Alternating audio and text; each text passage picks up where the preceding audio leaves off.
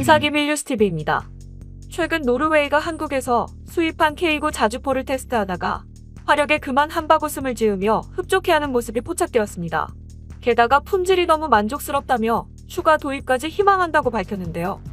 해외 네티즌들 또한 K9의 위력에 감탄하며 다양한 의견들을 내는 화제입니다. 하나그룹 방산 계열사인 하나디펜스가 노르웨이로 수출한 K9 자주포 비다르와 탄약군 반차가 지난달 노르웨이에 도착했습니다. 하나는 노르웨이 수출형 자주포 K9인 비다르를 23은 수출하기로 계약을 체결했었는데요. 노르웨이군은 K9이 노르웨이 북부 보게낭에 도착하자 예를 갖추며 맞이하는 모습을 보여주었습니다.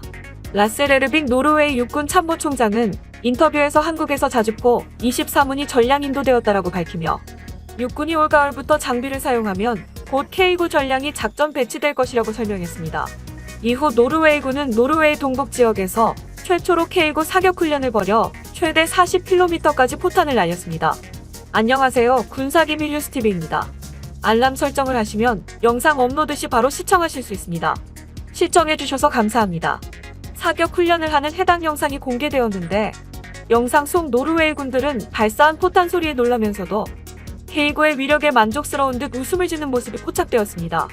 훈련 이후 K9의 품질에 만족한 노르웨이 군이 추가 도입을 희망하고 있는 것으로 알려졌습니다.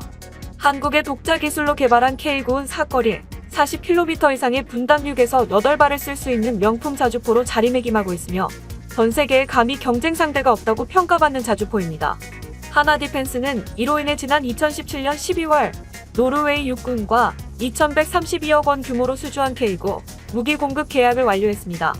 K9의 화력을 보여주는 영상에서 외국인들은 감히 비교 대상이 없다고 감탄하는 반응들이 줄을 잇고 있습니다. 어떻게 발사할 때 자체가 흔들리지 않고 저렇게 안정적일 수 있지? 한국은 저성능 좋은 K9를 1600대 가지고 있고 K9급으로 개량하고 있는 K55는 1100대나 가지고 있대. 저것만으로도 북한 하나쯤은 조지고도 남는 거야. 한국 앞으로 친하게 지내자 등의 반응을 보였습니다. 특히나 한 외국인은 예리하게 한국 무기들을 분석하고 있었는데요. 댓글을 보면 한국은 자신들이 처한 상황 때문에 빼어난 무기를 만들 수밖에 없어.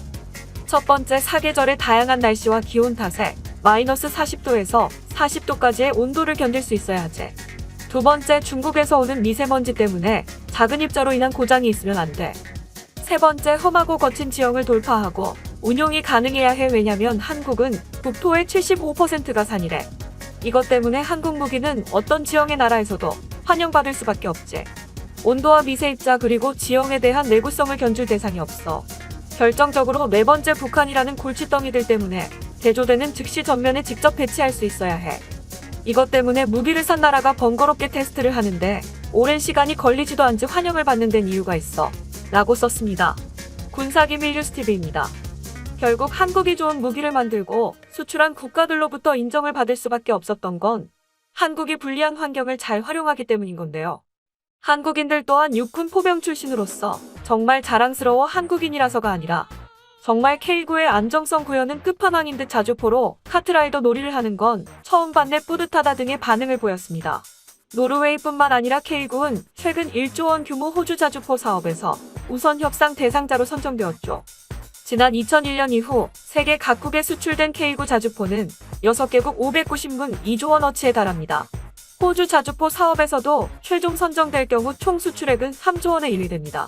지금까지 K9이 진출한 나라는 터키, 폴란드, 인도, 핀란드, 노르웨이, 에스토니아 등이며 K9는 호주 사업 도전 10여 년 만에 수출 성공을 눈앞에 두게 된 겁니다. 사실 호주가 K9를 도입하게 된 데에는 본인들이 저지른 과거의 실수를 다시 반복하지 않기 위함입니다. 지난 2010년에도 경쟁 입찰을 뚫고 호주 육군 자주포 사업 우선 협상 대상자로 K9이 선정되었지만 호주 정부가 갑자기 예산 문제 등을 이유로 2012년 사업을 취소하는 바람에 물거품이 됐었는데요. 호주는 K9 자주포 대신 값싼 견인포를 도입했다가 한계를 느끼고 다시 K9 자주포를 찾게 된 것입니다. 호주 사업 성공에는 적극적인 현지화 노력이 큰 도움이 됐습니다. 즉, 무기만 잘 만드는 게 아니라 마케팅도 잘한 건데요. 하나디펜스는 멜버른에서 1시간 거리인 빅토리아주 질롱시에 K9 현지 생산시설을 구축할 예정이라고 합니다.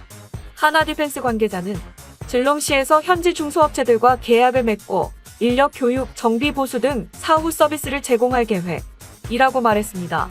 방산 전문가들은 K9의 호주 수출에 성공하면 영국, 캐나다 등 영연방 국가들은 물론 미국 시장 진출에도 돌파구가 열릴 것으로 기대하고 있습니다. 한 관계자는 호주는 5Rg의 일원으로 영향력이 큰 국가라며 선진국의 까다로운 심사를 뚫어내면서 다른 선진국으로의 수출 길도 더욱 넓어질 것으로 기대된다고 말했습니다. 세계적 권위를 인정받는 스톡홀름 국제평화연구소 자료에 따르면 K9는 지난 2000에서 2017년 세계 자주포 수출 시장에서 절반 가까운 48%를 차지하며 압도적인 1위를 차지했습니다. 2018년 기준으로 총 572문이 수출되어 독일 FX H2000, 프랑스 카이사르, 중국 PLG-45를 크게 앞서고 있는 성적이죠. 독일 FX H2000은 발사 속도 등 일부 성능에서 K9보다 우위에 있는 자주포로 평가받아왔지만 수출 실적에선 K9에 크게 뒤지고 있습니다. FX H2000의 일문당 가격은 130억 원으로 K9과 성능은 비슷하면서 가격은 2배가 넘는 만큼 가격 경쟁력에서 크게 떨어집니다. K9의 세계 자주포 시장의 절반을 석권한 비결에 대해 전문가들은 우선 수출 대상국의 상황과 요구에 맞는 맞춤형 수출 전략이 결정적인 역할을 했다고 평가합니다. 핀란드 수출의 경우 예산이 부족하자 새 자주포의 절반 가격으로 한국군이 쓰던 중고 K9를 정비해 수출한 바 있습니다. 중고 K9의 수출은 처음이었습니다.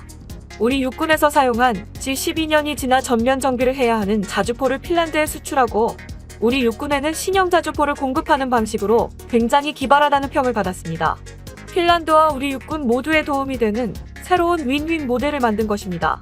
중국과 잦은 분쟁을 겪느라 국민 감정이 격앙되어 있는 인도에는 메이크 인 인디아 정책을 중요시하는 현지 분위기를 배려해서 생산하는 방식을 택했습니다. K9 초기 인도분 10문은 우리나라에서 생산됐고 나머지 90문은 인도 서부 마하라슈트라주 푸네 인근 탈레가온의 L&T 공장에서 생산 중인 겁니다. 인도에서 생산된 K9는 바지라, 힌두어로는 천둥이라는 뜻으로 불립니다. K9 바지라는 한국형 K9 자주포를 인도의 더위와 사막 지형 등을 고려해 개량한 것인데요. 역시 한국의 험난한 산지에서의 적응력을 위해 만들어진 무기이기 때문에 인도에서의 척박한 환경에서도 충분히 운용이 가능했던 것입니다.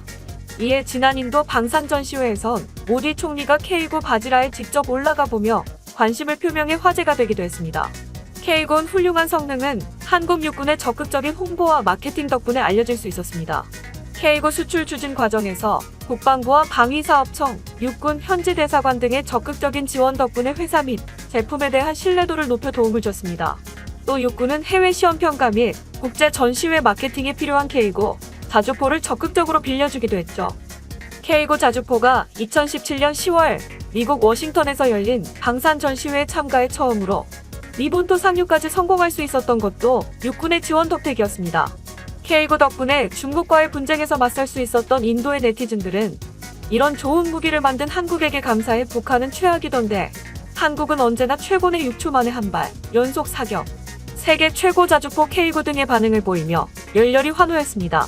레드백 K9 고지점령 임박, 아부다비에도 깃발 꽂아라. 군사기밀 뉴스TV입니다.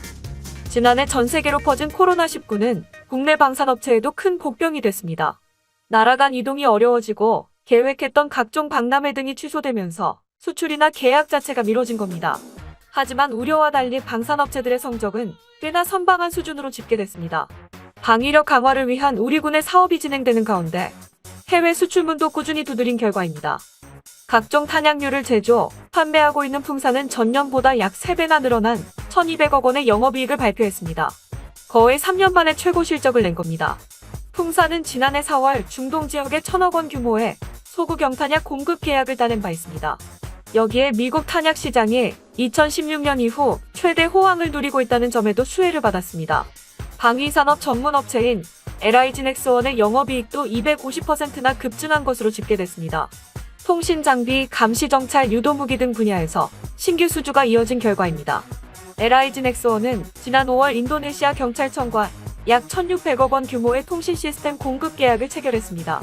특히 지난해 말에는 탄도탄 요격체계 1,002의 양산 준비를 마쳤는데 4,300억 원의 규모인 만큼 이에 대한 기대 또한 높은 상황입니다. 최근 방산부문 포트폴리오 다각화에 나서고 있는 현대로템은 이익 820억 원을 내며 3년 만에 적자 탈출에 성공했습니다. 전차 부분의 수주가 크게 늘어난 것이 실적 호조의 주요한 이유였지만 방산 쪽의 성과도 나쁘지 않았습니다. 현대로템은 지난 2019년에 이어 작년 6월 방위사업청으로부터 장애물 개척 전차를 약 4천억 원 넘는 규모로 수주받았으며 작년 말 초도 물량을 육군에 납품했습니다. 이와 함께 K2전차 3차 양산 사업을 수주하기도 했는데요. 규모만 5,300억 원에 달합니다. 현대로템은 지난해 9월부터 K2전차를 개조해 폴란드 전차 시장에 문도 두드리고 있습니다. 하나디펜스도 지난해 실적이 크게 개선됐을 것으로 추정되고 있습니다. 노르웨이에 수출한 자주포 K9이 효자가 됐습니다. 특히 호주에서는 굵직한 사업의 후보로 선정되며 계약 기대감을 높이고 있습니다. 하나디펜스는 현재 호주 정부로부터 1조 원 규모의 K9 자주포 획득 사업의 단독 우선 협상 대상자로 선정된 상태입니다.